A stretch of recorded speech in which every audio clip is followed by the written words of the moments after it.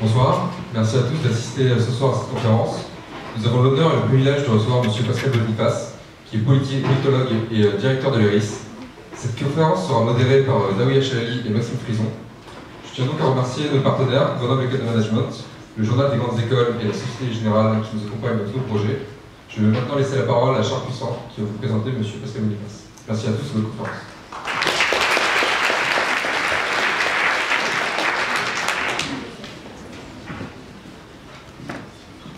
Merci d'être présent. Bonjour à tous. Monsieur Boniface, bienvenue au Quai des Alpes, à Grenoble École de Management. On ne vous présente plus tellement votre aura dans le monde de la géopolitique est grand. Directeur et fondateur en 1991 de l'Institut des Relations Internationales et Stratégiques, plus connu sous le nom d'IRIS, vous êtes également enseignant à l'Institut d'études européennes de l'Université de Paris 8. En parallèle à cette activité de professorat, vous dirigez également deux revues de géopolitique qui sont la Revue internationale et stratégique et l'année stratégique. Mais revenons d'abord sur le parcours qui a fait de vous une célébrité nationale. En 1979, vous obtenez un DEA en droit public sur les bancs de l'Université Paris 13, qui vous ouvre par la suite les portes de Sciences Po, duquel vous sortez avec encore un DEA, mais cette fois en sciences politiques et gouvernement. 5 ans plus tard, en 1985, vous retrouvez votre amour de jeunesse, l'Université Paris 13, pour effectuer votre doctorat dans le domaine des relations internationales et de la sécurité nationale, qui deviendront vos deux sujets de prédilection. S'ensuit un parcours qui vous fait passer par les plus hautes institutions du pays. École spéciale de Saint-Cyr, Assemblée nationale, au ministère des Armées, puis au ministère de l'Intérieur, puis de nouveau au ministère des Armées. Dans le même temps, vous êtes maître de conférence à Sciences Po Paris et Lille. Et c'est en 1991 que vous fondez l'IRIS, qui, depuis 29 ans maintenant, fait référence sur les thématiques géopolitiques et stratégiques. De plus, vous avez écrit et dirigé la publication d'une 60aine d'ouvrages ayant pour thème les relations internationales, les questions nucléaires et de désarmement, les rapports de force entre les puissances, la politique étrangère française, l'impact du sport aussi dans les relations internationales. Vous avez développé le concept de géopolitique du sport, le conflit du Proche-Orient et ses répercussions en France. L'agenda géopolitique 2020 est riche et sera l'occasion d'évoquer la guerre commerciale entre les États-Unis et la Chine. Ici, à Grenoble École de Management, nous sommes en pleine campagne BDE, une sorte de guerre entre les listes, les différents bureaux d'élèves. Une géopolitique des assauts peut-être? À voir. Vous pourrez aussi nous parler des mobilisations populaires. En tout cas, espérons que le cortège de la manifestation CGT que j'ai vu tout à l'heure ne passe pas par GEM, il risquerait de mettre feu à notre si joli campus. Surtout que les manifestants innovent. Aujourd'hui, une partie de la manifestation se fera de nuit avec des flambeaux. C'est sûr qu'allumer des flambeaux, c'est plus facile à faire que d'aller aider des jeunes étudiants précaires qui sont obligés de s'isoler pour se faire entendre et qui paieront plus tard pour les retraites.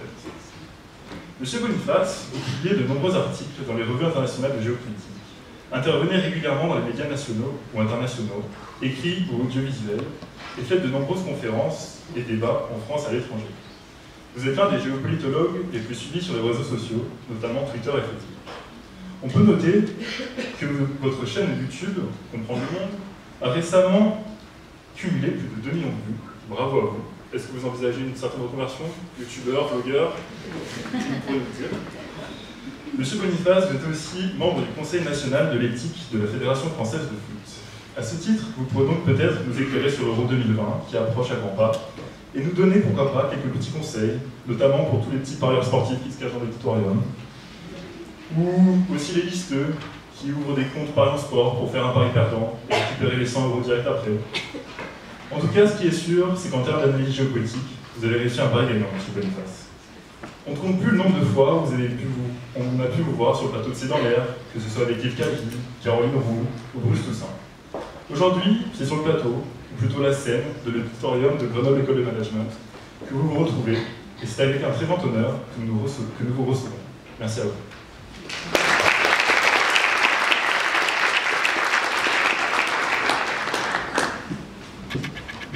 Monsieur Boniface, bonsoir. Bonsoir. Alors, d'abord, j'espère que ce petit billet d'humeur vous a plu. Voilà, donc on va prendre au mot ce thème, le thème de la soirée, donc l'agenda géopolitique 2020. Et on va démarrer par donc à notre première page, le mois de janvier, et s'intéresser à des événements qui avaient lieu en 2019 et qui continuent pour cette année 2020. Et on va d'abord commencer avec donc un événement assez important qui est la guerre commerciale entre les États-Unis et la Chine. Et ce que je vais vous demander, c'est comment en 2020 peut évoluer un tel conflit. En fait, il vient d'évoluer puisqu'il y a un accord, une trêve qui a été signée par Donald Trump et les Chinois, pas un grand sommet comme Trump l'espérait entre lui et Xi Jinping, mais en tous les cas au grand soulagement des opérateurs économiques à la fois américains, chinois mais mondiaux. Il y a une trêve qui a été déclarée, trêve qui était prévisible, puisque en fait, contrairement à ce qu'a déclaré Donald Trump il y a 2 ans, les guerres commerciales ne sont pas faciles à livrer et encore moins faciles à gagner. Et que s'ils s'entêtaient, ils risquaient d'en payer un prix lourd. Et d'ores et déjà, d'ailleurs, contrairement à ces déclarations triomphales, les États-Unis ont déjà payé un prix relativement lourd par rapport à l'accord qui a été trouvé. L'accord, grosso modo, les Chinois s'engagent pour acheter 200 milliards de biens américains, notamment agricoles, ils en ont besoin, ouvrir un peu plus leur marché, être moins exigeants par rapport au partage entre les opérateurs américains et chinois, et laisser plus facilement les investisseurs américains rapatrier leurs bénéfices. Mais les faits ont la tête dure, comme aurait dit Lénine, et le simple fait, c'est que le déficit commercial américain, qui était de 300 milliards de dollars quand Trump a pris le pouvoir, est de 400 milliards de dollars aujourd'hui. Donc, dans le meilleur des cas, Trump va espérer, si les Chinois tiennent toutes leurs promesses, et si les Américains n'augmentent pas leurs achats, dans le meilleur des cas, il pourrait espérer revenir à la situation qui était la sienne quand il a pris le pouvoir, ce qui n'est pas extrêmement glorieux d'un certain côté. Mais en fait, on connaît le personnage, il a déjà dit que c'était le... Il y a toujours des mots qui reviennent avec Trump, c'est le meilleur accord jamais trouvé par lui, et aucun des incompétents qui étaient ses prédécesseurs n'a pu le trouver, c'est-à-dire les autres. Et donc il a déjà communiqué que pour la première fois, les Chinois avaient cédé, qu'ils avaient obtenu quelque chose, et quand on regarde ce qui a vraiment été obtenu, c'est beaucoup moins évident, et par ailleurs, la vérité aura lieu l'an prochain sur un examen, mais l'an prochain, les élections auront lieu. Donc en fait, ce que fait Trump, à la fois en déclarant la guerre commerciale et en signant cette trêve commerciale, c'est comme tout ce qu'il fait pour des raisons de politique intérieure. Pour des raisons de politique intérieure. Alors ensuite, quand on voit la réalité aussi des chiffres, c'est que cette guerre commerciale pénalisait l'économie américaine. Parce que si il reste 300, sur 300 milliards de biens chinois exportés aux États-Unis, les taxations à 20% demeurent aux grandes dames des industriels américains, puisque si vous taxez à 25% des biens chinois, eh bien, vous avez des taxes qui rentrent, certes, mais ça ne va pas ralentir le déficit budgétaire américain, mais surtout, vous augmentez le prix des biens que les Américains consomment et le prix des biens que les industriels américains utilisent pour exporter. Parce que Trump réagit, enfin là je suis en école de commerce, vous êtes tous rompus à ça, il n'y a pas des biens qui sont purement chinois et des biens qui sont purement américains. Tous les produits ont une partie, d'ailleurs la preuve des sous-traitants français souffrent des déconvenus de Boeing aujourd'hui, alors qu'on pourrait dire tant mieux pour toute l'industrie française. Donc Trump agit comme si il n'y avait que des produits qui étaient entièrement faits aux États-Unis avec des pièces détachées et des sous-produits entièrement américains et des produits entièrement chinois, et ce n'est pas le cas. Donc en fait, quand on met des taxes supplémentaires sur des biens produits en Chine, disons Apple fait la tête parce que leur smartphone, leurs appareils sera moins concurrentiels que ceux de Samsung, et Walmart fait la tête parce que les biens qu'ils produisent et qu'ils vendent seront également plus chers. Mais en fait, au-delà de ça, il faut voir que cette guerre commerciale est quelque part une sous-partie d'une guerre plus globale, d'un affrontement plus global entre les États-Unis et la Chine, qui est tout simplement l'affrontement pour le leadership mondial. Et donc la partie commerciale économique, c'est une petite sous-partie d'un ensemble plus vaste. J'imagine que vous connaissez tous cette fameuse théorie du piège de Thucydide, selon laquelle lorsque le numéro 2 rattrape le numéro 1, généralement ça se termine mal, parce que le numéro 1 n'accepte pas d'être dépassé, comme Sparte n'avait pas accepté d'être dépassé par Athènes. Les guerres du Péloponnèse ont été faites par ce refus de Sparte de voir Athènes le dépasser, et du coup, et Athènes et Sparte ont été détruites ou affaiblies après ces guerres. Et dans son livre, Graham Allison étudie 16 cas où le numéro 1 a été concurrencé par le numéro 2, dans 12, ça a été la guerre. Alors en même temps, il est vrai que ni Sparte ni Athènes n'avaient l'arme nucléaire, et que la dissuasion nucléaire change un peu la donne par rapport à ce qui existe aujourd'hui. Mais il faut voir quand même que, notamment l'électorat de Trump, ils ne peuvent pas comprendre être dépassés par les Chinois.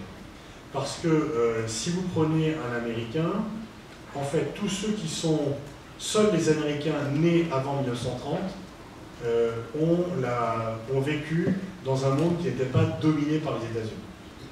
Tous les Américains nés après 1930 n'ont vécu conscients que dans un monde entièrement dominé par les Américains, parce qu'ils ont frotté à l'information à 15 ans et ils n'ont connu que cela. Donc ça fait quoi? Je ne connais pas la proportion des Américains de plus de 90 ans, mais elle ne doit pas être énorme, quoi. Et donc ça veut dire que 99% des Américains ont toujours vécu comme étant la puissance numéro 1. Et on peut dire que, grosso modo, depuis 1776, ils pensent en plus qu'ils sont les plus vertueux. Et être dépassé par un peuple non blanc, c'était dit par un congressiste américain, en plus communiste, c'est quand même un double défi inacceptable. Et ce qu'il faut remarquer, c'est que si on revient à la thèse d'Allison, donc celui qui a écrit Vers la guerre, où il parle du piège du Thucydide, sur les 4 cas où lorsque le numéro 2 a rattrapé, pas dépassé, mais rattrapé le numéro 1, il y a des cas de consanguins, lorsque l'Espagne double le Portugal, lorsque les États-Unis doublent l'Angleterre, et lorsque l'Allemagne double la France et la Grande-Bretagne réunies au niveau européen. Mais un autre cas où ce n'était pas la même civilisation, c'est dans les 70, lorsque, non pas la Chine, mais l'URSS rattrape les États-Unis. Puisque, on a oublié maintenant, mais dans les années 60, il y a une très forte croissance soviétique, et il y a une parité soviéto-américaine qui est établie, notamment par le traité SALT du 26 mai 1972. Et pourquoi Nixon et Kissinger avaient accepté la détente? C'est-à-dire parce qu'ils étaient fans de l'URSS et de Brejnev. Ils avaient accepté la détente parce qu'ils avaient compris que les États-Unis étaient en déclin du fait de la baisse du rôle du dollar, du fait de la guerre du Vietnam, et de ce déclin, ils avaient tiré la conclusion qu'il n'y avait pas d'autre issue que de mener une politique de détente à l'égard de l'Union soviétique. La Chine et l'Union soviétique, et de prendre le faible de la Chine pour contrer le fort de l'Union soviétique. Et Trump fait exactement l'inverse. C'est que lui va plutôt vers la confrontation, plutôt que vers la détente, et c'est pas tellement sa politique, il faut le concéder, c'est plutôt ce qu'on appelle l'État profond américain. Trump avait voulu se rapprocher de la Russie, il n'y est pas parvenu, pas plus qu'Obama. Mais l'État profond américain, le Pentagone, la CIA, le Congrès, la presse, poussent la Russie dans les bras de la Chine, en augmentant les sanctions, etc. Et donc, voilà, c'est, disons que la façon dont les États-Unis accepteront ou non d'être rattrapés par la Chine est certainement l'un des défis stratégiques majeurs, voire avec le réchauffement climatique, le défi stratégique majeur des années à venir. Et il n'est pas certain que Trump et ses acteurs réagissent avec intelligence à ce défi. Mais en tous les cas, il ne faut pas attendre des Chinois qu'ils se disent « bon, on va faire une pause parce qu'on va être sympa avec les Américains ». Eux, ils vont continuer leur croissance, parce que aussi leur croissance, c'est la légitimité. Ce qui fait la légitimité. On parlera de la Chine plus tard ou pas? Non, voilà, j'en parle maintenant du coup, parce que ce qui fait la légitimité du Parti communiste chinois, c'est pas les 90 millions de membres du PC chinois, ils ne se réunissent pas pour lire Marx et Mao. Ils ne sont pas animés par l'étude du matérialisme dialectique. Bon. Le Parti communiste chinois, c'est un super Rotary Club, où on vient se faire bien voir et prendre des infos, et la légitimité du Parti communiste chinois aujourd'hui, elle repose sur 2 mamelles qui ne sont pas dans les bréviaires de Marx, c'est le nationalisme et le capitalisme. Parce que les Chinois sont fiers de leur pays et que ça marche. Et si l'économie stagne ou chute, ben, il y aura moins de légitimité du Parti communiste. Donc eux ont besoin, pour leur légitimité, de continuer à s'épandre et également à dépasser les États-Unis, parce que ça sera un très fort motif de fierté pour les Chinois. Alors, dans une interview pour Mediapart, vous disiez que les États-Unis représentaient un danger stratégique à l'international. On l'a vu dernièrement, donc au restaurant janvier 2020, l'assassinat de Soleimani a été commandité par Donald Trump, lui-même sans l'accord du Congrès. Est-ce que finalement ce ne serait pas Donald Trump ce danger stratégique pour la planète? Non, ce sont les États-Unis, parce que Donald Trump n'est qu'un épiphénomène. Il est un peu plus brutal que les autres, mais pas militairement. Bon, il est plus grossier, plus sexiste, plus homophobe, etc. C'est une caricature, mais les dérives unilatéralistes des États-Unis, elles datent d'avant Trump. C'est quand Obama est président que la BNP est condamnée à 9 milliards d'amende parce qu'elle a commercé avec le Soudan. Et vous voyez d'ailleurs que la querelle que lui font Pelosi et Joe Biden n'est pas d'avoir tué Soleimani, c'est de l'avoir fait sans l'autorisation du Congrès. Et le problème, c'est pas que le Congrès ait été averti ou non. Le problème, c'est d'avoir assassiné quelqu'un. Alors, Attention, je ne dis pas que Soleimani c'était la réincarnation iranienne de l'abbé Pierre et qu'il y avait du sang sur les mains. Mais si on commence à tuer tous les mecs qui ont du sang sur les mains, Tony Blair et George Bush, très bien de se planquer. Parce qu'ils en ont au moins autant, voire plus en termes de nombre. Et puis, moi j'aime bien les comparaisons. Trump a légitimé l'assassinat de Soleimani, c'est un assassinat, parce qu'il n'était pas condamné à mort par la Cour pénale internationale, les États-Unis et l'Iran ne sont pas en guerre officiellement, par le fait que Soleimani avait des plans d'attaquer les États-Unis. Mais imaginons un instant que les passes d'Aran tuent Mike Pence ou Mike Pompeo en disant ces mecs-là avaient des seins noirs contre l'Iran, ce qui est aussi vrai d'ailleurs, les États-Unis n'auraient jamais accepté cela. Donc, en assassinant les dirigeants islamistes terroristes de l'État, on peut le comprendre. C'est-à-dire que décider que l'on a le droit d'assassiner quelqu'un qui était le numéro 2 du régime, qui était un dirigeant d'un pays, parce que on a tous les droits, et que les autres n'en ont aucun. Là encore, la France n'a pas condamné, parce qu'on est prisonnier de l'OTAN. Et imaginons un instant que si un ministre ukrainien, un simple ministre, pas le numéro 2, mais un ministre ukrainien avait été assassiné par les Russes lorsqu'il se rendait en Biélorussie, mais là, les titres du Monde et de Libération n'auraient pas été les mêmes que ceux que l'on a vus. Et les réactions du Quai d'Orsay n'auraient pas été les mêmes. Et on pourrait dire la même chose sur les Chinois. Donc là, ce qu'a fait Trump, c'est, en fait, c'est la loi du lynch. C'est que les Américains estiment avoir le droit de justice sur les autres pays, en dehors, non pas du droit national américain, ça on s'en fout, mais du droit international.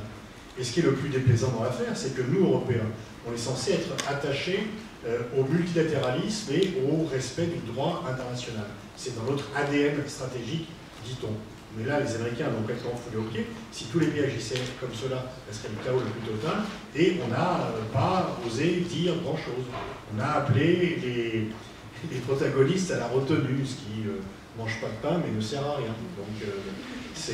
Donc il y a là, je veux dire, plus encore que cet événement, moi ce qui m'interpelle dans cet événement, c'est la réaction des médias. À partir où c'est un pays occidental, les médias sont occidentalisés. À partir où c'est un pays occidental qui fait cela, eh bien on s'émeut moins. On dit qu'il y a quand même le droit de le faire, que c'est logique, que c'est pas pareil. Et donc une fois encore, si on prend la même situation, le numéro 2 d'un régime qui est abattu par un pays tiers avec lequel il est en réalité dans un pays tiers, tout le monde s'indigne au dernier degré.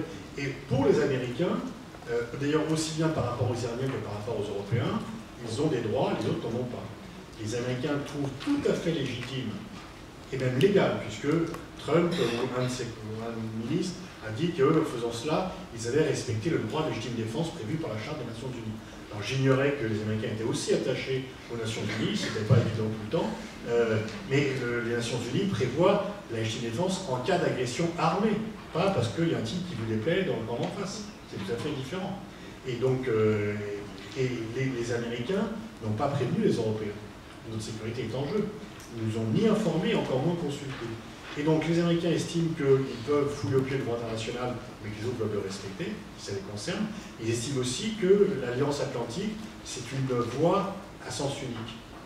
C'est-à-dire qu'il y a les droits qui vont des États-Unis vers l'Europe et les obligations qui vont de l'Europe vers les États-Unis. Mais tant que les pays accepteront cela, eh bien les Américains continueront dans ce sens. Merci. Donc vous parliez tout à l'heure un peu de l'Europe et de notre ADN européen.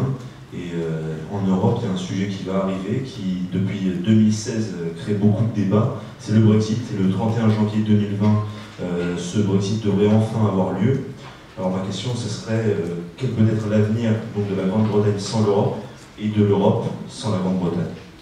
C'est là où on voit que lorsque la différence entre les hommes politiques et les hommes d'État et Cameron et Boris Johnson sont des hommes politiques, brillants pour le deuxième, Palot pour le premier, mais ce n'est pas des hommes d'État. Ce ne sont pas des hommes d'État. Cameron a décidé de ce référendum pour embêter le Parti travailliste. Alors oui, le Parti travailliste a été gêné, parce que le Parti travailliste est très divisé sur la question européenne, mais alors que lui était pro-européen, il a ouvert la boîte de Pandore.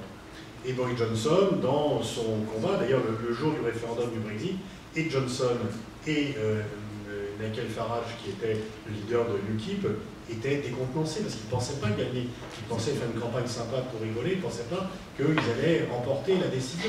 Et Boris Johnson a refusé de devenir Premier ministre. Bon, après, il l'a assumé, et maintenant, il nous promet une sorte de Singapour sur Tamise, en disant que comme le Royaume-Uni va se détacher des règles européennes, ils vont pouvoir accorder des investisseurs et que ça va être une croissance sans contrainte, qu'ils vont protéger leur souveraineté, qu'ils vont faire un accord commercial avec les États-Unis qui va leur ouvrir les portes, mais ils rêvent. Franchement, si Boris Johnson pense ça, vous vous rappelez que à Noël dernier, Donald Trump s'était moqué d'un enfant de 7 ans en disant quand même, à ton âge, tu crois encore au Père Noël. Mais Boris Johnson, il n'a pas 7 ans. Mais il croit encore au Père Noël s'il pense qu'il va y avoir un accord commercial Royaume-Uni-États-Unis dans lequel Trump va lui faire des cadeaux. Au nom de quoi Trump ferait des cadeaux au Royaume-Uni? Au nom de quoi?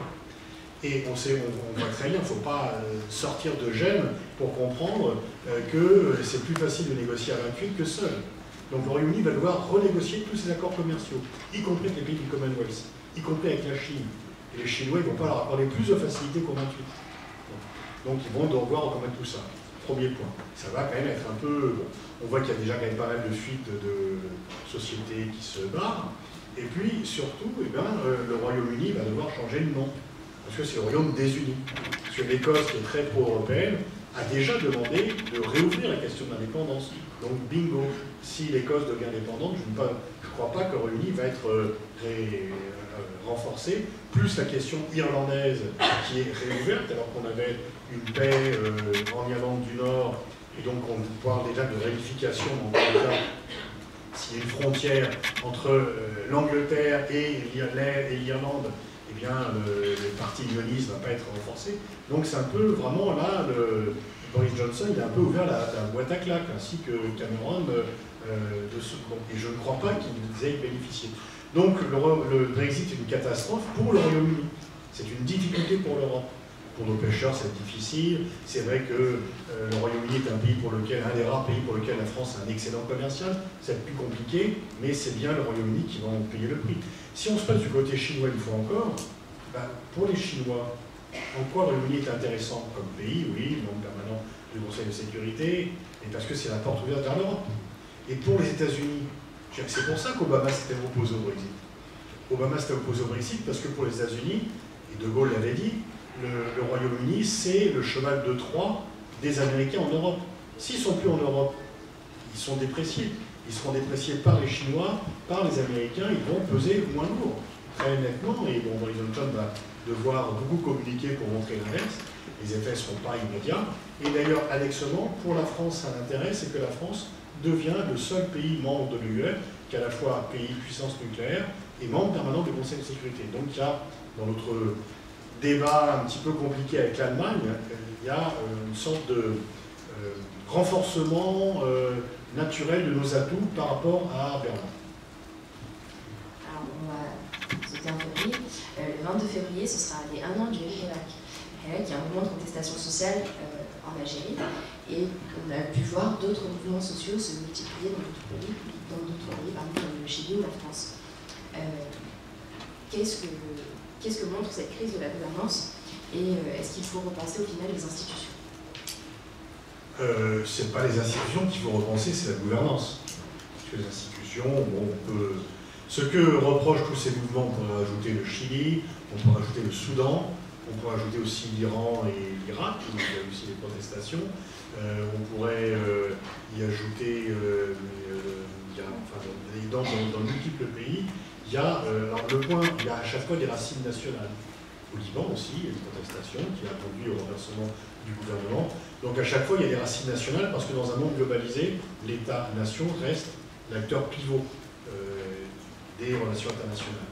Et les raisons qui amènent à la révolte en Algérie ne sont pas les raisons qui amènent à la révolte au Liban et celles qui amènent à la révolte au Chili. C'est à chaque fois des causes différentes. Mais il y a par contre des facteurs communs. Le premier, c'est la mobilisation par les réseaux sociaux. Les réseaux sociaux permettent de mobiliser sans moyens. Vous n'avez pas besoin de fonder un journal, vous n'avez pas besoin d'acheter une chaîne télé, vous pouvez communiquer directement de façon transversale et horizontale avec... Et donc dans tous les cas, ce sont les réseaux sociaux qui ont conduit à cette mobilisation. Du coup, l'inconvénient, c'est que, notamment en Algérie, il n'y a pas de leader qui s'est dégagé. et que les contestataires algériens ont été impuissants à envoyer un candidat qui les représente. Et ils ont dû accepter, ils protestaient contre ceux qui se présentaient aux élections, mais il n'y avait pas de contre-candidat à présenter. Heureusement... Ou ils ont été emprisonnés aussi. Oui, mais même si vous mettez des gens, alors bien sûr il y a la répression, mais même si vous avez une centaine de types en prison, vous pourriez le 101e, et puis vous l'envoyez, enfin, vous pouvez quand même trouver. Effectivement, la répression a joué un rôle, mais il ne suffit pas à expliquer l'absence de pouvoir dégager un leadership. La volonté de rester un petit peu horizontal a des... Alors heureusement, comme Dieu, au lieu d'ouvrir les yeux à Gaïd Salah, lui a fermé, eh bien, il y a maintenant une nouvelle page qui s'ouvre, et que Tebboune, qui paraissait comme finalement le syndic de Gaïd Salah, va peut-être devoir, il a libéré les prisonniers politiques, donc il y a peut-être un autre mouvement qui va se faire.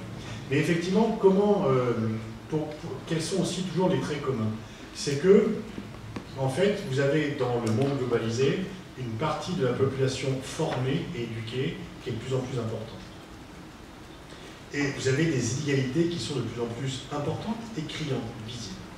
Parce que, bien sûr, la globalisation a été une énorme augmentation de la richesse globale, mais aussi une énorme augmentation exponentielle des inégalités. Et avec aussi de la corruption, parce que, prenez l'affaire Carlos Ghosn, avant, les grands commis de l'État gagnaient peut-être 5-6 fois le salaire d'un cadre moyen.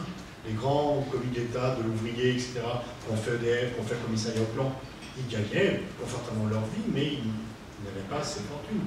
Il n'y a pas de... En fait, il n'y a pas de gens incorruptibles, il y a souvent des sommes trop faibles. Et donc là, comme l'argent, dans cette partie-là, regorge à gogo, les gens se corrompent, le pouvoir politique est corrompu, et c'est aussi un effet mondial de lutter contre la corruption. Partout. Alors parfois, c'est une façon d'éliminer les adversaires, on l'a vu au Brésil, Xi Jinping le fait aussi également un peu, mais la demande de lutte contre la corruption est forte, y compris en Russie, par exemple. Donc vous avez une population qui est de plus en plus éduquée et formée, de plus en plus informée, qui peut se mobiliser par les réseaux sociaux et s'informer par les réseaux sociaux. Il n'y a pas plus de corruption en fait aujourd'hui qu'avant, mais elle est plus visible. Enfin, il y a plus parce que les sommes sont plus importantes. Et surtout, elle est plus visible aujourd'hui, la corruption, qu'auparavant. Et donc les gens se révoltent contre cela et demandent une nouvelle gouvernance, avec des bonnes surprises. Au Soudan, finalement, ils sont quand même parvenus à renverser et à faire que l'armée, pour l'instant, ne reprenne pas le pouvoir. En Algérie, le bras de fer continue. Au Chili, Piñera a dû faire des concessions, mais continue. Au Liban, il y a un dépassement des divisions interconfessionnelles qui est intéressant. Et donc, vous avez effectivement partout un mouvement social qui est très fort, mais qui manque d'incarnation parfois pour aller au bout de sa démarche.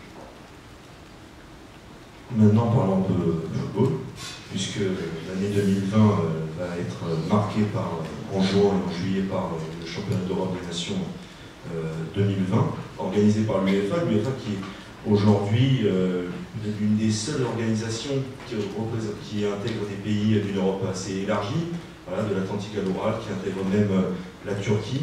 Alors ma question, ça serait comment cette compétition sportive et le football en général peuvent-ils renforcer la coopération entre les États européens? Il ne faut pas rêver, c'est-à-dire que ce n'est pas le championnat d'Europe qui va faire que la Turquie va se réconcilier avec l'Arménie, etc. Mais ça ouvre des horizons. En même temps, le premier titre d'un président turc en Arménie était pour un match de football, puisque le tirage au sort les avait conduits à cela. Platine avait mis une règle, s'il y a trop de problèmes, on évite le tirage au sort. Donc il n'y aura pas de match Russie-Ukraine vraiment en poule, etc. Bon. Mais bon, le football, c'est forcément... Enfin, il y a deux pièges à éviter quand on parle de football, c'est de penser que c'est une baguette magique qui résout tout, et penser, comme le font certains, que ça ne sert à rien, voire que c'est l'opium du peuple. Il y a notamment dans une partie des élites françaises, ou des élites autoproclamées, je pense que c'est plus exact, françaises, un mépris du football parce que le sport en général, le football en particulier, c'est démocratique. Disons que le réseau ne sert à rien dans le foot, il n'y a pas de syndrome. Si vous n'êtes pas talentueux et que vous avez un super réseau, vous n'êtes pas sélectionné. Il n'y a pas de syndrome BHL dans le football. Ça n'existe pas. Et donc c'est vraiment très démocratique. C'est pour ça que les élites autoproclamées n'aiment pas trop le sport, parce que c'est une façon de sélectionner les élites comme cela. Et on entend souvent dire que le football, c'est l'opium du peuple. Regardez en Irak, regardez l'Irak, pardon, en Algérie, où l'équipe qui a gagné la compétition s'est réclamée du mouvement. Regardez les joueurs du Chili qui ont dit non, non, nous on ne va pas jouer un match amical au Pérou parce que notre peuple est en révolte et nous sortons du peuple. Donc loin d'être l'opium du peuple, c'est un facteur d'accompagnement des révoltes dans bien des cas. Même si les pouvoirs essayent de récupérer cela, eh bien, c'est pas possible parce que c'est très fortement. Alors, cet euro, en fait, là, c'est le contre-exemple, puisque c'est un vecteur de puissance si vous ne trichez pas et si vous n'êtes pas pris. Poutine a pensé, pas vu, pas pris, ils ont été pris, et donc c'est lui qui voulait triompher par le sport est humilié par le sport. C'était l'effet boomerang, parce qu'ils ont fait un dopage organisé massif qui a été dévoilé. Et du coup, la Russie, comme l'État, ne participera pas. Enfin, pour l'athlétisme, je ne sais pas si les autres fédérations, il y aura des sportifs individuels sous chapeau olympique, etc. Et donc, c'est plutôt l'inverse. Mais c'est vrai que le sport est devenu un instrument du soft power. Si je dis, par exemple, je fais souvent, peut-être que vous avez déjà entendu, parce que je fais souvent celle-là, si je vous dis qui connaît Antonio Costa, qui connaît Cristiano Ronaldo? Le premier ministre du Portugal, plutôt un type d'ailleurs honorable, il a relevé l'économie de son pays, mais sa connaissance, bravo monsieur, sa connaissance n'est pas généralisée. Et Cristiano Ronaldo est certainement l'ambassadeur de son pays le plus fort. Puisqu'on parlait de Michel Platini tout à l'heure, lorsque Chirac est venu faire une tournée en Bolivie, au Pérou, enfin dans 3 pays d'Amérique du Sud dans les années 90, il a amené Michel Platini avec lui. Et tout le monde disait, mais c'est qui le mec à côté de Platini? Bon, parce que c'était... Donc l'émergence du sport avec la télévision qui crée un stade aux capacités illimitées d'accueil, maintenant également aidé par les réseaux sociaux, le sport est devenu un fait social total. Et un instrument de soft power. Moi j'ai eu 2 périodes en tant que Français à l'étranger, j'ai eu 2 périodes de gloire où avant que je me parle j'étais applaudi. C'est après 2003, donc vous voulez dire que j'étais pas après avoir parlé? Non, parce que je vous vois rigoler. Et donc c'était après 2003 quand la France avait refusé la guerre d'Irak, un succès global, et peut-être pas aux États-Unis, mais dans le reste du monde ça allait très bien. Et après la victoire en 98. Parce que là, c'est après 2018, alors comme c'est pas la première fois, ça marquait moins, mais là aussi il y a quand même un prestige, etc. Et donc le sport, et surtout l'intérêt du sport, c'est la puissance sympathique. C'est-à-dire que la puissance américaine ne paraît pas sympathique. Quand on parle de la puissance russe, on n'en parle pas avec sympathie normalement. Quand on parle du 11 français au Teddy Riner, c'est sympathique. Donc le sport, c'est du rayonnement qui en plus crée de l'admiration au lieu de créer du rejet et de la répulsion. Donc c'est devenu effectivement un instrument extrêmement important. Et d'ailleurs, Laurent Fabius, qui franchement n'est pas un fan de sport, moi j'ai jamais vu Laurent Fabius dans aucune tribune, il dit ça soigneusement, etc. Il a créé, mais de façon rationnelle, le poste d'ambassadeur pour le sport en France, au Quai d'Orsay, quand il a été mis en place. Alors c'était assez marrant parce qu'il y a plein de sportifs qui sont venus, qui n'étaient jamais venus au Quai d'Orsay, et il y a plein de diplomates qui ont failli tomber de leur chaise s'ils avaient vu des sportifs d'aussi près. C'était vraiment la rencontre de 2 mondes qui vivaient sur des planètes complètement différentes. Et si Laurent a fait ça, c'est parce qu'il savait, il avait compris que le sport était un instrument de rayonnement pour la France. Et qu'il fallait s'organiser, notamment, puisqu'on candidatait pour Paris 2024. Alors, en novembre 2020, il y aura la COP26 à Glasgow. On a vu les catastrophes naturelles qui se sont déroulées tout au long de l'année 2019, depuis quelques années aussi, et là, par exemple, les grands feux en Australie. Est-ce qu'une coopération mondiale pour la protection de l'environnement et des ressources est toujours possible et dans quelle mesure? Ça n'en prend pas le chemin parce qu'il y a 3 pays importants, États-Unis, Brésil et Australie, qui sont dirigés par des climato-sceptiques. Et le Premier ministre australien, il voit son pays en flammes et il continue à compter sur le charbon. Pourquoi? Parce que il pense au jour d'après, pas à la décennie d'après. Parce que le Premier ministre australien se dit, moi, bon charbon, c'est ce que je vends aux Chinois, et c'est ce qui sert d'énergie à mon pays. Aux États-Unis, Trump pense que le réchauffement climatique est une invention chinoise pour casser l'économie américaine. Et même si, peut-être qu'il ne croit pas à ce qu'il raconte, comme souvent, en tout cas, il se dit, les électeurs, eux, si un réchauffement climatique diminue 30, je m'en fous, je ne serai plus là. Et les électeurs, c'est maintenant que j'en ai besoin. Et puis vous avez, par exemple, aussi bien au Brésil qu'aux États-Unis, les évangélistes, les évangéliques. il pense que ce qui est dans la Bible est exact. La Bible ne parle pas de réchauffement climatique. Donc, puisque Dieu organise tout, il trouvera une solution. Et c'est pas, en tous les cas, c'est nier que l'activité humaine soit à la base. En même temps, et ça c'est sympathique, on voit quand même l'énorme mobilisation, notamment de votre génération. Alors Greta Thunberg a effrayé quelques vieilles barbes, tant pis pour eux. On peut un peu s'interroger, c'est pourquoi cette icône, et pourquoi elle, etc. Mais au moins, ça permet d'incarner, mais surtout, au jour le jour, je vois de plus en plus, dans la jeune génération, des gens qui sont, parce que c'est vous qui êtes confrontés à cela, enfin j'espère l'être, enfin pas l'être, mais en tout cas j'espère aussi vivre plus longtemps pour pouvoir défier cela, mais 2050, c'est demain en fait, par rapport au réchauffement climatique. Et donc on voit là quelques gouvernements climato-sceptiques et une population à l'échelle mondiale de plus en plus mobilisée. Et là je pense qu'il faut faire des campagnes de dénonciation des pays qui ne respectent pas cela et leur faire payer un certain prix. Voire avec des contradictions quand même, parce que l'Allemagne arrête le nucléaire pour faire plaisir aux écolos, et du coup, ils ont recours au charbon, ce qui n'est quand même pas le meilleur argument. Et en Pologne aussi, ils ont recours au charbon. On a eu quand même, en décembre 2015, il y a eu quand même une rare incarnation de la communauté internationale qui, malgré les différences du mix énergétique de tous les pays, du PIB de chaque pays, ont trouvé les 193 pays représentés, plus les organisations internationales, les compagnies, ils ont tous signé le même accord. Fabius a pu taper avec son marteau sur la table pour dire qu'il y avait un accord. Depuis, il est remis en cause. On peut dire qu'il n'était pas assez contraignant, il avait le mérite d'exister. Et donc, c'est vraiment, par la contrainte, c'est vraiment un combat d'opinion publique maintenant. Et c'est par le débat public que l'on pourra progresser. Est-ce que ce manque de coopération entre les États, justement, sur cette question, ça ne s'inscrit pas aussi dans la crise du multilatéralisme? Oui, bien sûr. Il y a une vraie crise du multilatéralisme.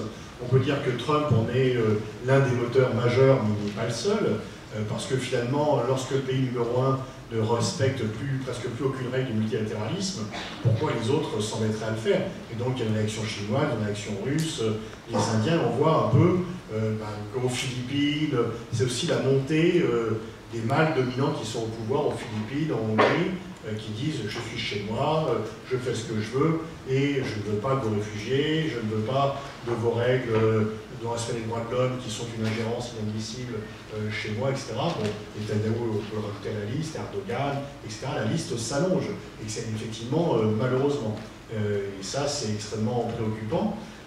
Mais en même temps, par rapport aux États-Unis, il ne faut pas penser que c'est Trump qui a inventé l'unilatéralisme américain. L'unilatéralisme, il est dans l'ADN des États-Unis. Disons que quand c'est Trump et Bush ou Reagan, ça monte. Quand c'est Obama, Clinton, ça ralentit. Une fois encore, c'est sous Obama qu'il y a l'amende de 9 milliards de dollars. C'est sous Clinton que les États-Unis refusent la CPI, le traité sur les mines antipersonnelles, le protocole de Kyoto, et le traité d'interdiction totale des essais nucléaires. Donc en fait, les États-Unis, qui s'estiment exceptionnels, refusent naturellement le multilatéralisme. C'est quand même Clinton qui a pu déclarer que les États-Unis étaient la seule nation indispensable. Aucun autre dirigeant ne peut dire dans le monde que son pays est la seule nation indispensable. Et c'est Madeleine Albright qui avait eu cette formule qui dit tout: multilatéralisme si nous pouvons, unilatéralisme si nous devons. C'est une négation du multilatéralisme. C'est que ça veut dire, bon, si vous êtes d'accord avec nous, on fait le multilatéralisme, mais si vous nous emmerdez, on fait l'unilatéralisme. Donc le multilatéralisme, c'est pas si on peut, c'est une obligation pour se mettre d'accord. Et il est certain que dans un monde globalisé, si on ne réagit pas de façon multilatérale, eh bien on va dans le mur. Le monde est globalisé, c'est Marshall McLuhan qui a déjà assez longtemps, un sociologue canadien, avait dit que le monde est un village global. Parce que comme dans un village, on sait tout ce qui se passe, etc. Mais il n'y a pas de conseil municipal du village global, il n'y a pas de maire du village global. Et on ne prend pas les décisions de façon globale. Donc c'est là, effectivement, cette crise du multilatéralisme dont vous parlez, qui pose problème. Est-ce qu'on peut craindre une troisième guerre mondiale? Comme c'était sur les réseaux sociaux, sur Twitter, Dans ce cas-là, il faut partir à l'étranger, non, mais c'est vraiment là, disons que sur les réseaux sociaux et dans certains médias, on aime bien se faire peur. D'une part, entre l'Iran et les États-Unis, au pire, il y a un affrontement bilatéral, dont Trump ne veut pas parce qu'il a été élu pour ne plus faire de guerre, et qu'il veut se faire réélire. Mais en tous les cas, ni la Chine ni la Russie n'iraient au secours de l'Iran. Parce que ni la Chine ni la Russie ne veulent mourir pour l'Iran Donc, au pire, il y a un affrontement bilatéral avec des répercussions régionales, mais il n'y a pas de Troisième Guerre mondiale, parce qu'il n'y a pas deux blocs. Alors, si les tensions devenaient insupportables entre la Chine et les États-Unis, une guerre bilatérale serait une guerre mondiale entre deux. Mais ce risque est écarté par la rationalité des acteurs, qui sont plus rationnels qu'ils le veulent dire ou qu'on veut le penser. Parce que Trump joue au fou, mais il ne l'est pas. L'erreur, c'est de dire que Trump est irrationnel. Trump est très rationnel. Il a des valeurs qui ne sont pas les nôtres, peut-être, enfin, peut-être entre vous, je ne sais pas, mais il n'est pas du tout idiot, il n'est pas du tout fou, on n'est pas élu président de pays si on est idiot. Mais il a une façon de diriger le pays qui correspond à sa conception, il a sa rationalité. Sa rationalité, c'est de mettre tout le monde au garde à vous et de nous s'occuper de la vie de personne. C'est très rationnel de son point de vue, c'est très agréable pour nous, mais c'est très rationnel de son point de vue. Et Kim Jong-un, que l'on cite souvent aussi comme dirigeant irrationnel, il est autre plus rationnel.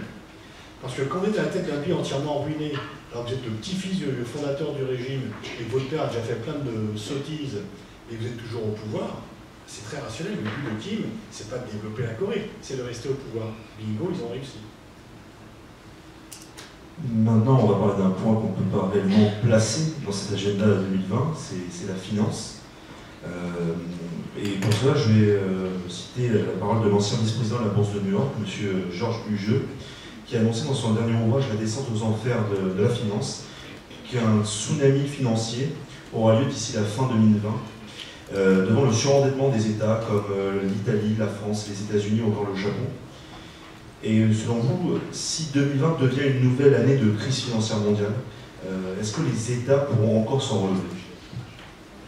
Alors bon, il y a effectivement des gens qui prévoient que la crise va éclater, d'autres que le fait que les crash tests ont réussi, qu'il y a des garanties. Je n'ai pas les compétences, je ne suis pas économiste, donc je n'ai pas les compétences pour résoudre cela. Si une crise éclatait, tout dépend. La crise de 2008, qui était une crise américaine transformée en crise internationale, on a pu s'en relever parce qu'on a eu des réponses multilatérales à cela. Et que notamment le G20 a fait son job. Et c'est pas toujours le cas, mais rendons hommage. Nicolas Sarkozy a réussi à dynamiser le G20. Autant on peut dire qu'en Libye, c'est pas vraiment un succès, autant là-dessus, ça a vraiment bien fonctionné. Et donc, et pourquoi? Parce que si tous les pays se ferment un peu plus pour se protéger d'une crise et qu'il y a des mesures protectionnistes qui sont prises, on va répéter 29, on va plutôt aggraver la crise. Donc, je veux dire, je ne peux pas répondre à votre question, je n'ai pas les compétences pour répondre à votre question, est-ce qu'il va y avoir une crise économique ou non? Et deuxièmement, si une telle crise éclatait, est-ce qu'on s'en sortirait ou pas? Tout dépendra si on décide ensemble les réponses à apporter ou si chacun fait du sauve qui peut. En 2020, c'est aussi la fin du franc CFA. Est-ce que pour vous, ça marque le début d'une nouvelle ère pour l'Afrique, la fin d'un système archaïque? Voilà, la nouvelle ère pour l'Afrique, elle a commencé avant la fin du franc CFA. Si le franc CFA d'ailleurs prend fin, c'est que la nouvelle ère a déjà commencé et que la fin du franc CFA est une étape dans cette longue ascension de l'Afrique qui devient le continent gagnant de la mondialisation, qui s'émancipe totalement, qui a une croissance de 5% par an, dans lequel il y a des sociétés civiles qui sont très fortes. Il y a maintenant 80 millions d'Africains qui appartiennent à la classe moyenne. Il y avait autant de téléphones dans toute l'Afrique qu'à Manhattan dans les années 90. Il y en a maintenant 700 millions de téléphones portables. Les clignotants sont ouverts malgré les États faillis, malgré la RDC, malgré la Somalie. L'un des principaux, enfin, quels sont les principaux défis pour l'Afrique? C'est la démographie, notamment à l'ouest. Parce qu'il y a une démographie non maîtrisée, on a encore 7 enfants par femme. Il y avait 3 millions d'habitants au Niger pour l'indépendance. Il y en a 20 millions aujourd'hui. Il y en aura 40 à 50 millions dans 20 ans. Ça créera des problèmes de survie, d'éducation, ou simplement, si vous êtes même diplômé sans emploi, et qu'il y a des gars qui passent dans un 4x4 avec un AK-47 et qui vous filent $50 par mois, vous les suivez parce que vous avez un statut, vous pouvez faire quelque chose. Donc ça, le piège démographique pour l'Afrique de l'Ouest, pas dans le reste de l'Afrique, les Africains sont très contents de dire qu'ils seront 2 milliards en 2050, c'est plutôt un problème. L'autre piège, c'est que la croissance économique n'est pas assez inclusive, parce qu'elle n'est pas assez industrialisée, elle est trop encore conduite par les matières premières. Et que l'Angola, très riche par le pétrole, mais ça fait 1% des emplois. Donc c'est pas tout à fait... Mais sinon, la démocratie gagne du terrain en Afrique, les sociétés civiles sont de plus en plus développées, il y a des classes moyennes qui se développe, et ça c'est important parce que c'est une croissance saine, et c'est aussi un regard sur la gouvernance plus acérée, parce que c'est jamais... Quand est-ce que les gens font des révolutions ou pèsent sur le gouvernement? C'est ça, bien écrire, et s'ils ont un PIB un petit peu, enfin bon, un peu en classe moyenne au moins inférieure. Si vous avez si votre objectif dans la journée c'est la survie, si vous avez $1,50 par jour, votre objectif c'est la survie, c'est pas d'avoir de la vision politique. Et donc comme les classes moyennes se développent en Afrique, là aussi c'est un facteur d'espoir. Mais la fuite des cerveaux, ça représente quand même une grosse hémorragie pour l'Afrique. Oui, mais il y a aussi des retours de cerveau, il y a aussi des cerveaux qui restent sur place. Il y a de plus en plus de gens qui se disent il y a pas mal de gens qui ont bâti des fortunes en Afrique, etc. Je crois qu'il y a 34 000 millionnaires au Nigeria, par exemple. Il y a aussi des gens qui se disent non, c'est maintenant qu'il faut venir en Afrique parce qu'il y a des opportunités. Donc effectivement, il y a à la fois la fuite des cerveaux me paraît moins grave aujourd'hui qu'elle ne l'a été auparavant. Dans les années 90, plus personne ne s'occupait de l'Afrique. Parce que c'était plus un objet de la compétition Est-Ouest, que l'Europe était tournée vers l'Est, non plus vers le Sud, et que l'Afrique était liée au sida, à la corruption, aux guerres civiles, aux dictatures, etc. Aujourd'hui, l'Afrique est multicortisée par la Chine, bien sûr, mais également par le Japon, le Brésil moins depuis que Lula n'est plus au pouvoir. Poutine a fait un sommet Russie-Afrique qui a été un grand succès. J'étais au forum de Val-d'Aille en octobre, et alors Poutine disait deux choses un peu contradictoires: on n'a jamais quitté l'Afrique et on est de retour en Afrique. Mais en tous les cas, le retour de la Russie en Afrique, elle est réelle, et parfois d'ailleurs au détriment de la France. Et justement, par rapport à la France, du point de vue de la France, cette question de ces changements en Afrique et cette évolution par rapport au franc CFA, qu'est-ce que l'on peut dire par rapport à la place de la France maintenant en Afrique? Alors Macron compte beaucoup sur sa politique africaine, il a 33 objectifs, on a augmenté d'1 milliard d'aide publique au développement cette année, l'AFD et son directeur Émile Liu sont très actifs, très entreprenants, donc tout ceci est très positif, mais, il y a un mais, c'est que le fait que notre politique soit en grande partie mue par une politique liée à l'antiterrorisme fait que l'on garde des liens étroits avec des régimes comme le Tchad, le Gabon, le Togo, qui ne sont pas vraiment très reluisants. Qui sentent à fond la caisse la France-Afrique d'hier.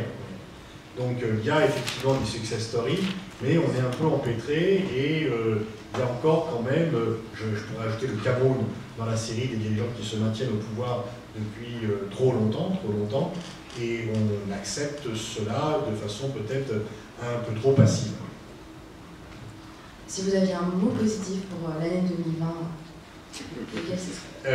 oui, c'est vrai qu'il n'y en a pas beaucoup quand même dans le monde, mais je pense que l'Algérie est un facteur d'espoir, une population qui se prend en main et qui a eu un effet de contagion un peu partout, donc ça c'est quand même quelque chose qui est bien. L'espoir avec un point d'interrogation, est-ce que l'Europe va vraiment se réveiller? Est-ce que les affirmations d'une commission géopolitique telle que Ursula von der Leyen en a reparlé notamment au Forum de Paris en octobre, combien de temps, combien de baffes de la part de Donald Trump va-t-on accepter avant de réagir? Parce qu'en fait, pendant très longtemps, avec les États-Unis, on était protégés par eux, on ne disait rien. Maintenant, on a affaire à quelqu'un de violent avec nous, il faut un peu protester.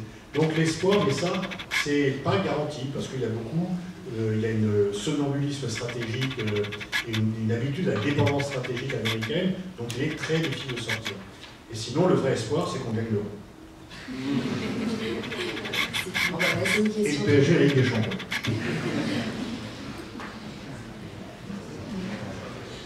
Donc je vous invite à lever la main, vous avez une question, on va faire passer un micro. Le Lord Palmerston disait « Un pays qui n'a pas d'amis, il n'a que des intérêts ». Récemment, on a vu, dans l'assassinat du général Soleimani, la France, le président a apporté sa solidarité aux États-Unis. Il y a aussi la France qui vend des armes à l'Arabie Saoudite, qui les utilise contre la population yéménite.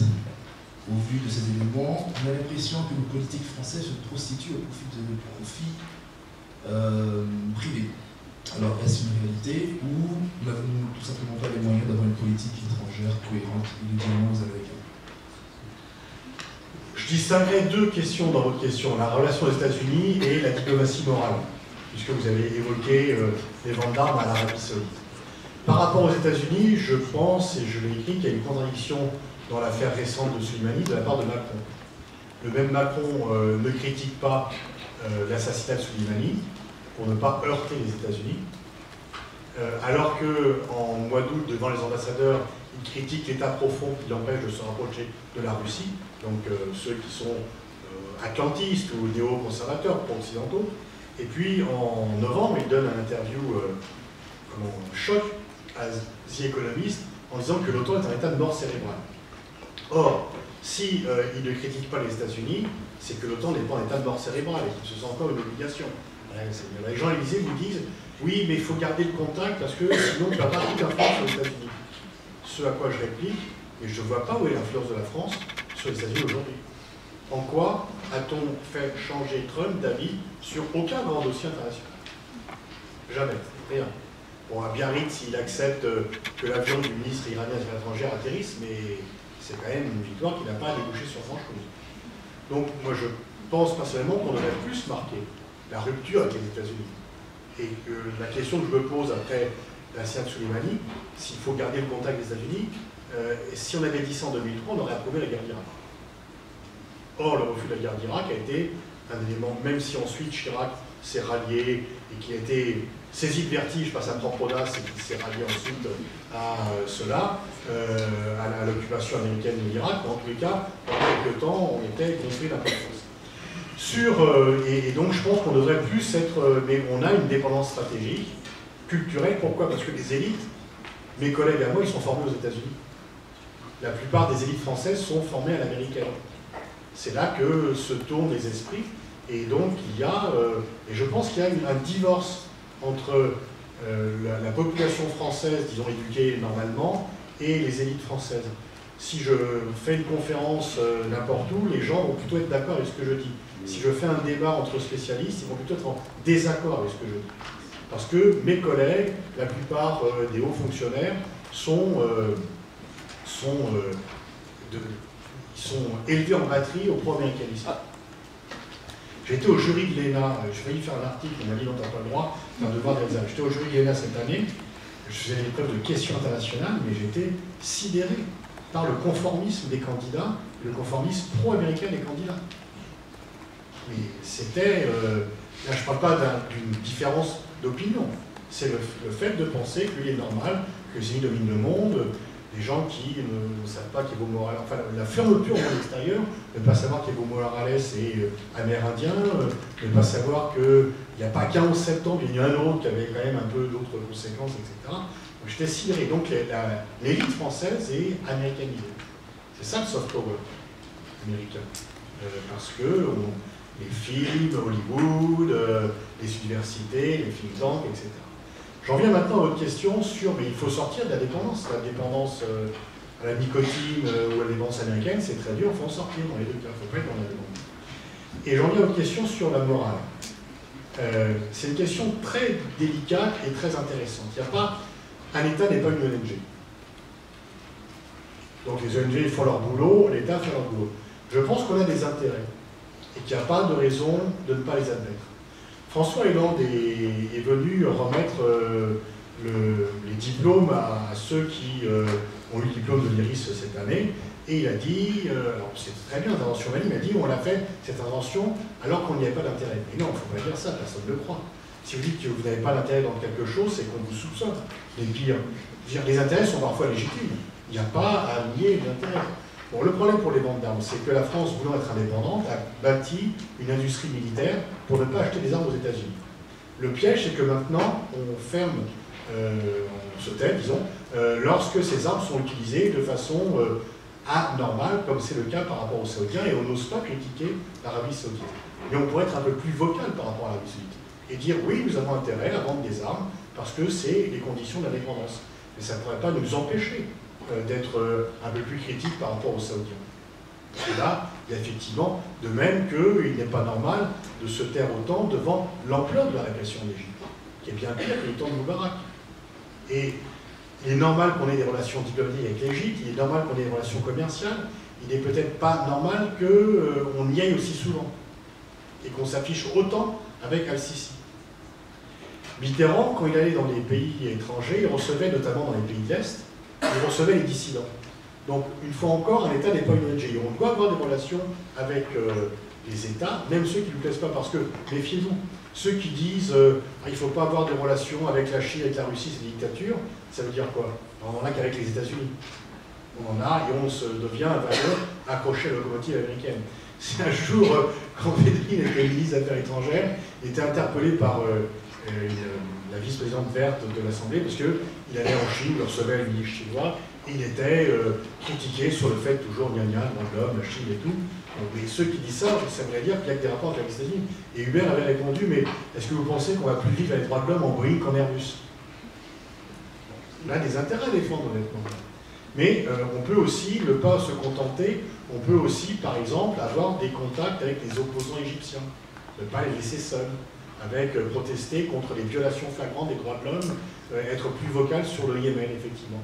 Ça, ce n'est pas interdit de le faire.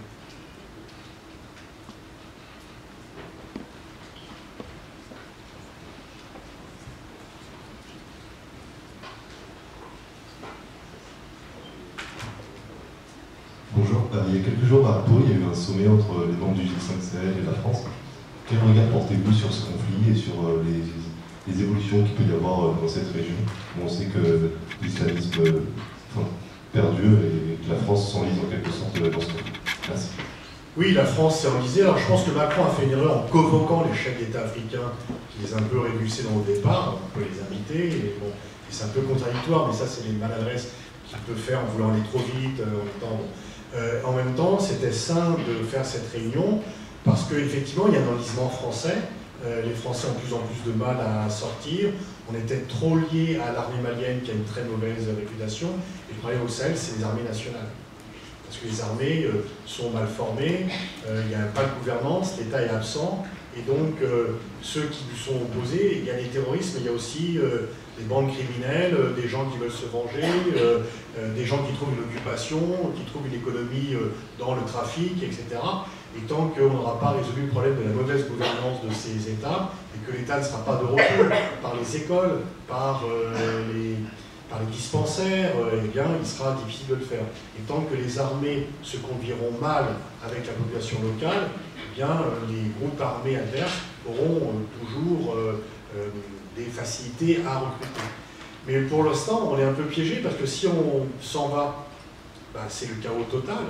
Et si on reste, on s'enfonce très lentement. Donc il faut effectivement appeler à une aide internationale européenne et surtout mettre en face les pays africains, les uns après les autres, à leur propre responsabilité en termes de gouvernance. Et c'est aussi là que l'impéritie de certaines armées nationales de ces pays qui ont des pertes très lourdes lorsqu'elles sont confrontées à des bandes armées est un vrai problème. Mais souvent les soldats ne sont pas payés. Donc ils se payent comment? Ils se payent sur l'habitant. Et si vous avez 2 fusils pour 4 soldats, c'est pas la meilleure façon. On dit que, je ne sais plus si c'est au Niger ou au Mali, les soldats sont habillés en civil sous leur uniforme pour pouvoir se barrer plus vite si ça chauffe. Donc effectivement, c'est pas la meilleure façon de lutter.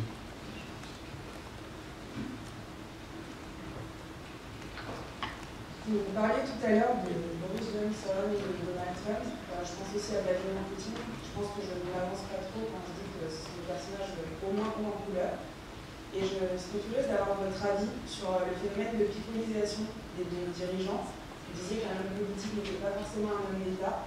Et j'aurais aimé savoir aussi quelles sont les conséquences finalement géopolitiques aujourd'hui, parce que ça prend une place croissante.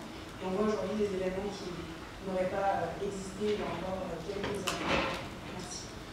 Alors, je ne sais pas si les événements n'ont pas existé, mais vous avez raison de souligner qu'il y a, par exemple, que le narcissisme des chefs d'État a toujours existé. Mais maintenant, avec le développement des médias, des réseaux sociaux, il donne encore plus à exister qu'auparavant, puisque là, un Boris Johnson du XIXe siècle aurait été connu que par quelques personnes, alors que là, il est connu dans le monde entier. Donc, ce narcissisme des hommes politiques, s'ils n'étaient pas narcissiques, ils ne se présenteraient pas aux élections. Donc, je ne suis pas sûr que ce soit ça qui soit la véritable distinction entre les uns et les autres. Moi, par contre, là aussi, on voit qu'il y a, comme je disais tout à l'heure, une affirmation masculine du pouvoir avec la volonté de montrer ses muscles, de montrer qu'on est le mâle alpha dominant et vous allez voir de quel bois je me chauffe. Mais moi, je fais la différence, en fait, non pas entre les narcissiques et ceux qui ne le sont pas, parce que je connais assez. Dans le cadre de cette transition énergétique, est-ce que vous pensez du coup que les mines de lithium, de cobalt, vont remplacer les puits de pétrole en termes de géopolitique?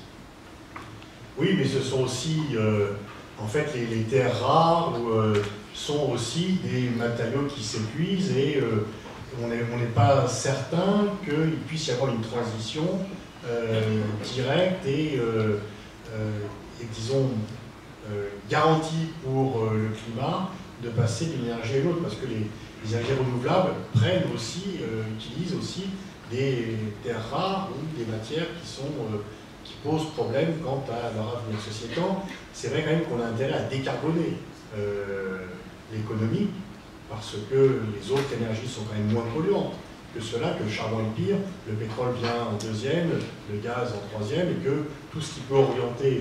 Certains proposent par exemple que les banques cessent d'aider les projets qui sont carbonés. Je ne sais pas si on arrivera, c'est un vaste programme. Mais en tous les cas, on a vraiment intérêt à aller vers ces énergies renouvelables. J'ai vu récemment, peut-être vous l'avez vu, une vidéo où je connaissais très bien Yves Cochet auparavant. Il vit maintenant loin de tout. Il va pomper son eau lui-même parce que le papier électrique, etc.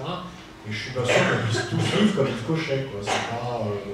Donc il faut trouver un moyen de... Il n'y a peut-être pas assez de maisons dans le Poitou pour tout le monde. Bon, mais en tous les cas, c'est un défi et c'est vrai que les économies d'énergie, le changement de modèle énergétique est un impératif.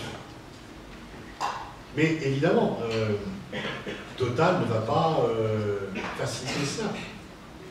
Et là, vous avez vu récemment, Total a failli créer une chaire à Polytechnique. C'est pas encore, on n'a pas encore renoncé, mais bien sûr, c'est que on voit bien que les lobbies les plus riches ne sont pas forcément ceux qui ont le plus intérêt à accélérer la transition énergétique. J'ai répondu à vos questions, c'était... En partie. Bon. Moi, ce qui m'a intéressé, c'est comment tout cela va redéfinir un peu les relations internationales. Comment on va... Beaucoup de guerres sont... comment ça va se déplacer? Voilà, dans les pays où il y avait ces ressources. Oui. Donc, comment vous voyez un peu tout ça s'organiser? Ok, j'ai pas compris ça. Alors, en fait, vous avez des pays, y compris l'Arabie Saoudite, qui sont déjà dans l'après-pétrole, qui cherchent l'après-pétrole. De façon un peu brutale, mais par exemple... le Qatar, les Émirats Arabes Unis réfléchissent déjà sur l'après-pétrole et ont déjà une économie qui est moins dépendante du pétrole qu'auparavant. Les pays qui n'ont pas réfléchi, Venezuela ou Algérie, se portent plus mal, forcément, ou Nigeria se porte plus mal. Et ensuite, la dépendance va se dépasser par d'autres pays. Parce que les terres rares, elles sont dans d'autres pays. Et donc la dépendance pour des raisons énergétiques à certains pays, elle va demeurer, mais elle changera de pôle de puissance. Bonsoir. Ça m'intéresse si possible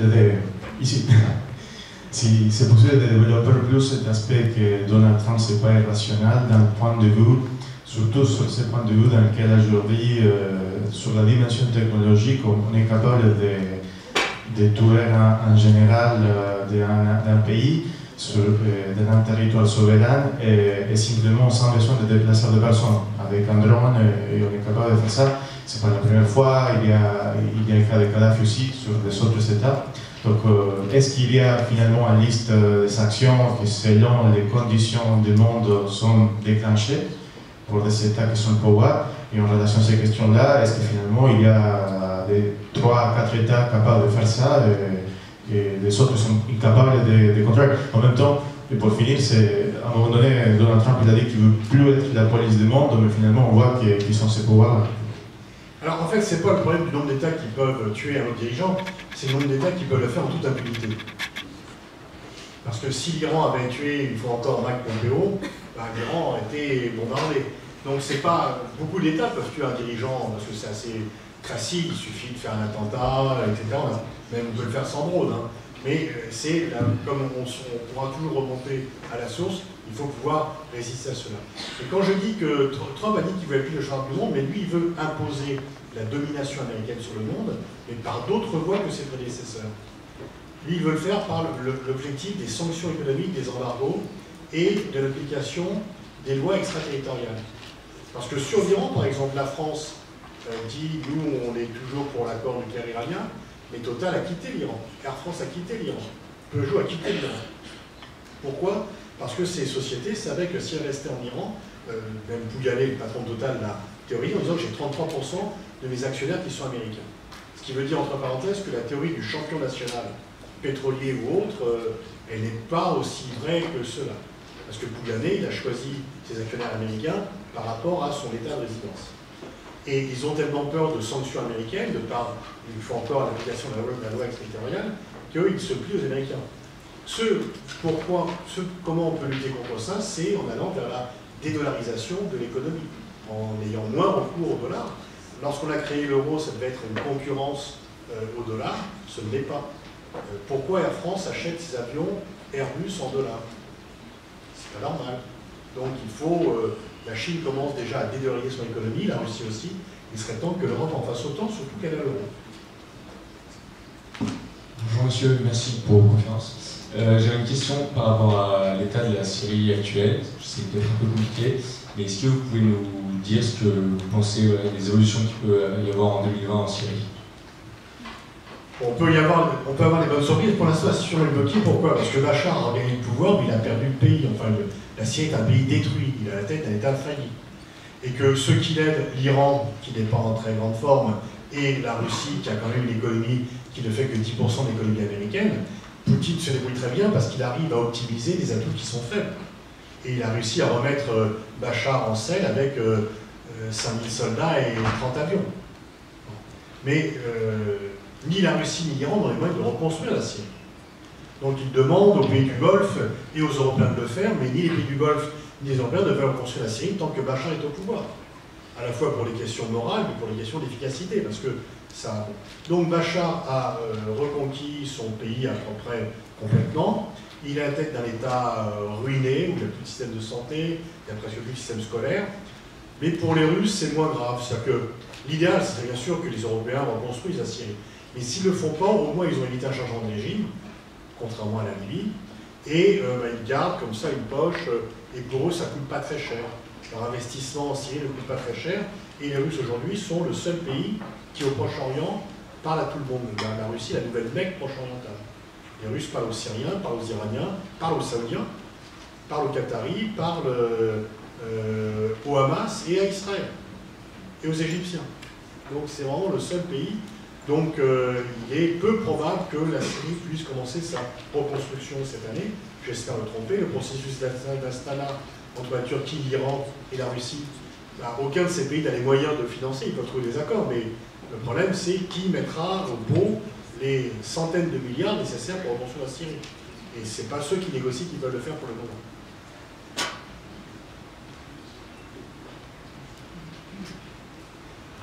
Bonsoir monsieur, j'aurais aimé connaître votre avis sur la légitimité de Juan Guaidó, le nouveau leader de l'opposition vénézuélienne. Je ne vous vois pas. Pardon. Ah, ok. Alors, Juan Guaidó, sa légitimité, elle est une légitimité internationale et pas nationale. Enfin, c'est-à-dire qu'il est soutenu par la plupart des pays latino-américains, sauf l'Uruguay et le Mexique.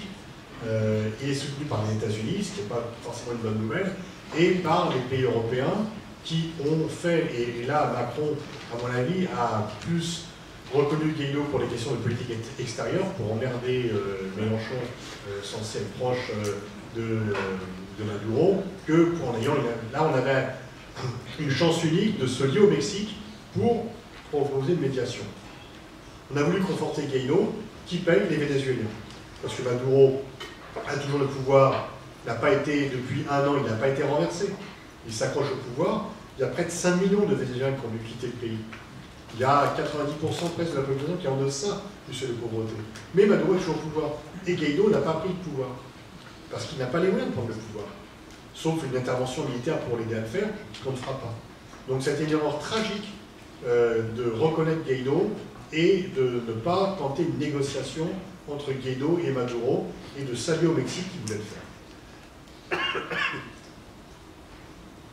Bonsoir. Moi j'avais une question par rapport à l'Afrique. Vous avez parlé de l'Afrique tout à l'heure. Et vous avez parlé des problèmes démographiques. Il y a eu la démocratie en train de s'installer en Afrique. Et moi, je voulais savoir, en fait, c'est quoi les vrais problèmes aujourd'hui en Afrique qui empêchent l'Afrique de progresser? C'est la politique française vis-à-vis de l'Afrique ou les élites africaines ou la population elle-même? C'est certainement pas dire que c'est la politique française qui empêche à l'Afrique de se développer. Vous pouvez dire que la France empêche le Nigeria, le Kenya, l'Afrique du Sud de se développer. Donc c'est lui prêter quand même des pouvoirs qu'elle n'a pas. Dire qu'elle empêche de développer les pays d'Afrique de l'Ouest, on peut dire qu'il y a une aide et que les pays d'Afrique de l'Ouest sont assez grands, 60 ans après les indépendances, pour agir seuls. Donc je pense qu'il ne faut pas aller dans le complotisme pour dire que c'est la France qui empêche ou qui veut, etc. Et l'Afrique se développe en fait. L'Afrique se développe. Donc c'est pas la France qui empêche l'Afrique de se développer, puisque celle-ci se développe.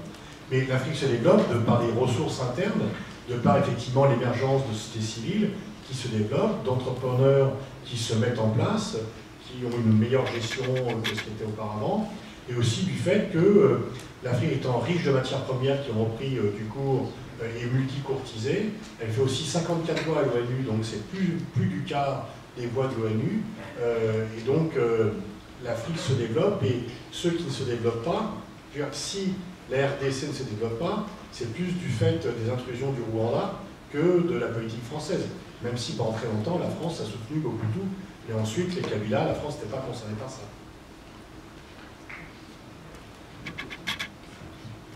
Bonsoir, je voulais vous remercier déjà pour votre présence ce soir. J'aurais deux questions. Tout d'abord, que pensez-vous du quinquennat de notre cher président? Et deuxièmement, vous avez écrit l'ouvrage sur les intellectuels faussaires et je voulais savoir si ces derniers temps vous auriez quelques personnes à rajouter à votre liste. Merci. Bon, oui, enfin la liste elle est longue et disons qu'aujourd'hui, ce que l'on voit, c'est les faux experts en terrorisme, les faux experts en laïcité. Et bon, en fait, la mauvaise monnaie chasse la bonne. C'est-à-dire que le problème des chaînes d'information, quand je donne 2-3 exemples de faussaires comme ça, comment ça se fait que le type va encore à la télévision? En fait, dont certains que je cite dans mon bouquin. En fait, il y a 3 facteurs. La complicité idéologique. Il raconte ce que le type qui l'interviewe a envie d'entendre. L'incompétence. Il ne faut jamais, c'est Rocard qui disait, entre le complot et l'incompétence, il ne faut jamais sous-estimer l'incompétence, parce que le complot c'est très difficile, il faut être intelligent pour faire un complot, alors que l'incompétence est quand même bien mieux répartie. Donc l'incompétence des gens qui ne connaissent pas simplement et qui invitent, parce que le type fait une émission, un jour il parle du permis à points, ensuite de la retraite de l'âge pivot, et puis après du G5 Sahel, donc c'est un peu compliqué. Et puis aussi simplement c'est que il faut toujours avoir quelqu'un. C'est qu'il n'y a pas de vide possible, il faut toujours. Et donc moi on me dit, tu peux venir, je dis non, je ne connais pas, ou c'est pas mon sujet, mais il y a des gens, le Speed 30, de l'expert télégénique, j'en connais certains qui sont toujours dans leur téléphone pour dire, vivement qu'il y a un attentat, que je puisse aller à la télévision, etc. Et bon, donc il y a aussi, il faut du monde, et même si quelqu'un ne connaît pas, on le met, parce qu'au moins il est disponible. Donc c'est cela. Par rapport à Macron, moi j'étais ravi de l'entendre parler de Gaulois-Mitterrandisme dans la campagne électorale.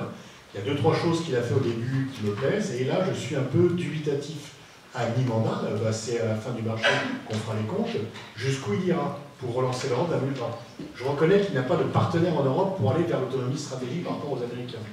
Mais là, franchement, j'étais très déstabilisé par son discours devant les ambassadeurs au mois d'août était du miel qui coulait dans la bouche sur l'état profond, la dénonciation, etc. Là, sa réaction par rapport à Hassan Soleimani me trouble profondément, parce que je me dis que s'il y avait la guerre d'Irak, que ferait-il? Est-ce qu'il aurait eu la réaction de Chirac, ou est-ce qu'il dirait, bon, il faut garder le contact? Et donc là, il est au milieu du guet à la fois par rapport au temps de son mandat, mais également par rapport aux positions qu'il peut prendre, parce que sa logique gaulo-mitterrandiste qui est freinée par l'administration, par les néoconservateurs du Quai d'Orsay, par les milieux, la presse, dès qu'il voit Poutine, la presse vraiment est complètement poutinophobe et en fait s'il fut 3 caisses. Bon, il doit résister par rapport à cela. Et là, il faudra voir s'il poursuit en amplifiant, qu'il garde le contact avec Trump au départ, qu'il essaie de faire de la chimiothérapie. C'est normal.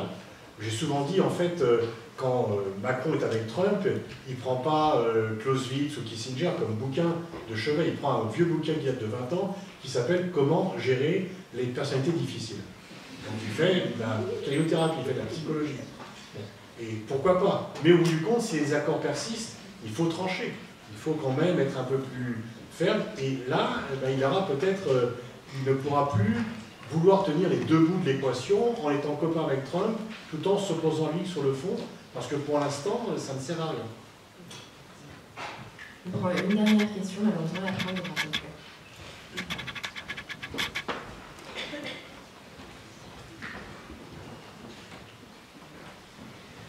bonjour, en fait j'aurais une question par rapport aux échanges internationaux. En fait on a vu l'unilatéralisme américain par rapport aux sanctions commerciales qu'ils ont infligées à l'Iran. Aussi on a vu les conséquences graves qu'il y a eu par rapport à la guerre commerciale entre les États-Unis et la Chine. Et j'aurais une question par rapport à l'OMC. En fait elle est censée réguler justement ces problèmes et avoir le pouvoir de sanction sur les différents qui peuvent y avoir. Est-ce que vous pensez qu'il y aura une révision des sanctions et des règles de l'OMC pour 2020 pour avoir une meilleure capacité de réaction à l'avenir?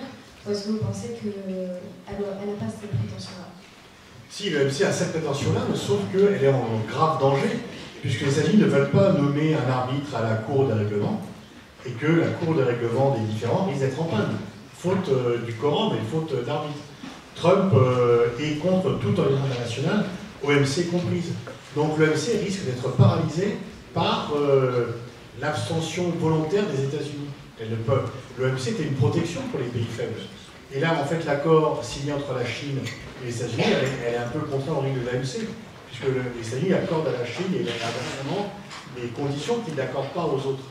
Donc, et Trump rêve de ça, de ne passer que les accords bilatéraux avec chacun, sans passer par la règle multilatérale. Donc l'OMC, qui était très critiqué par les altermondialistes, et bon, il y avait des règles qui vont être entendues, mais là, si l'OMC est conduite à l'impuissance faute que la Cour des règlements des différends ne peut plus être opérationnelle, on va la regretter. Merci à tous d'avoir assisté à cette conférence et merci à vous, M. Lucas, pour cette intervention pertinente.